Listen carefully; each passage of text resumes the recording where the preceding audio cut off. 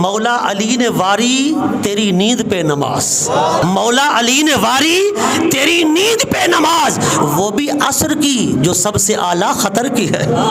علی کی نماز ہو گئی فوت، حضور اٹھے، علی کو دیکھا، علی کے چہرے پہ کچھ ملال ہے۔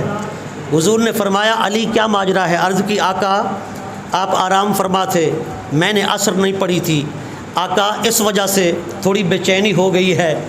حضرت علی کو حضور نے فرمایا علی اب یہ بتا قضا پڑھنا چاہتے ہو یا ادا؟ قضا پڑھنا چاہتے ہو یا ادا؟ عرض کی آقا جیسے آپ کو حکم، قضا بھی پڑھ سکتا ہوں۔ حضور نے فرمایا علی میری وجہ سے نماز قضا ہو اور پھر قضا پڑھے تو پھر ہمارے ساتھ یاری کا کیا فائدہ؟ لوگ کہیں گے دیکھو نبی کے آرام کے لیے گود بچھائی تھی، نبی سو گئے تھے، عصر علی کی فوت ہو گئی تھی۔